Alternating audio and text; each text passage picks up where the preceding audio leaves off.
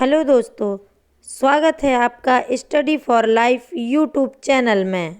कुछ लोग BPSC mains के लिए बुक लिस्ट बताने की बात करते हैं कि मैम, कुछ के कमेंट्स भी आए थे कि मैम बुक लिस्ट बता दीजिए, बुक बता दीजिए हिंदी साहित्य के लिए कौन सी पढ़नी है।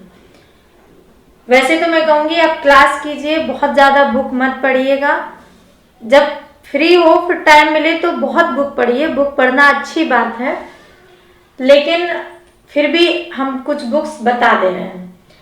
तो आपका एक टॉपिक है हिंदी भाषा और दूसरा है हिंदी साहित्य का इतिहास और तीसरे में आपके कवि और लेखक सिलेबस में मेंशन है। तो हिंदी भाषा के लिए किताब आती है हिंदी भाषा की परंपरा और विकास, डॉक्टर राम प्रकाश की है। आप ये बुक पढ़ सकते हैं भाषा के लिए। और एक बहुत प्रचलित बुक है हिंदी भाषा के लिए हरदेव बाहरी की, जिसका मैंने नाम नहीं लिखा है, लगभग सबको पता रहता है। अगर वो बुक आपको लेना है तो आप ले सकते हैं। दूसरा टॉपिक है हिंदी साहित्य का इतिहास। इसके लिए आप 12th की एनसीईआरटी पढ़ सकते हैं। उसके अलावा पढ़ना चाहते हैं तो हिंदी साहित्य का इतिहास डॉक्टर नगेंद्र की एक बुक आती है, मोटी है। हिंदी साहित्य एवं संवेदना का विकास, ये थोड़ी सरल भाषा में है, डॉक्टर राम स्वरूप चतुर्वेदी की है। और तीसरा डॉक्टर विश्वनाथ त्रिपाठी की किताब है हिंदी साहित्य का सरल इतिहास। ये आप जरूर ले लीजिएगा। ये बहुत पतली सी किताब है और सरल भाषा में है, इसको पढ़ लीजिएगा। ये तो आप ले ही लीजिएगा, अच्छी बुक है।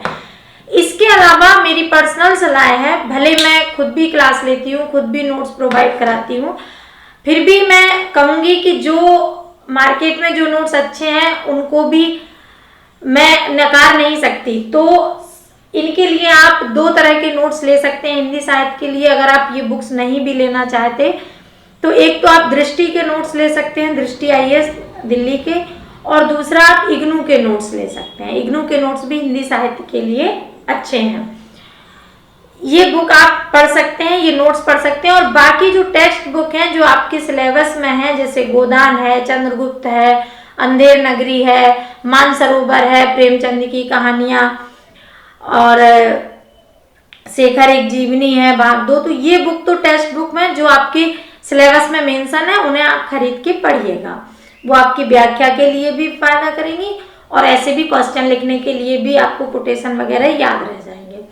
अगर समय मिले तो इनको लेके पढ़ सकते हैं, अगर नहीं पढ़ना है तो क्लास कीजिए और हम जो नोट्स हैं वो ले सकते हैं, नहीं तो वीडियो देखकर भी आपका कंप्लीट हो जाएगा। सबसे इम्पोर्टेंट चीज जो है वो मैं आपसे बताना चाहती हूँ कि वो है लिखना। लिखने से मत बचिए। कितना भी पढ़िए, जो आप लिखेंगे वही आपको नंबर दिलाएगा। तो ये बात मेरी गांठ बांध लीजिए कि लिखने का बहुत प्रयास कीजिए, ज्यादा से ज्यादा लिखिए। उंगली भले सूज जाए लेकिन लिखना मत छोड़िएगा। आपको लग रहा होगा कि मैम ऐसे बोल रही है, मैम भुक्तभोगी है। क्वेश्चन छूट जाना मीन्स में बहुत दुखद होता है जब आप आते हुए क्वेश्चन नहीं लिख पाते।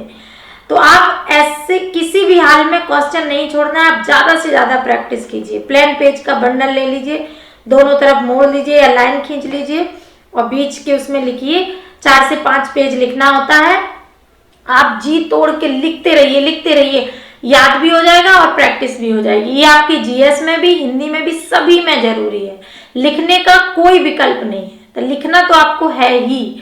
और कोशिश करिए धीरे धीरे, शुरुआत में टाइम लगेगा, लेकिन धीरे धीरे जब आपको चीजें याद हो जाएंगी और याद करके लिखेंगे, तो टेस्ट सीरीज क्या है, आपको लिखने का प्रैक्टिस कराती है।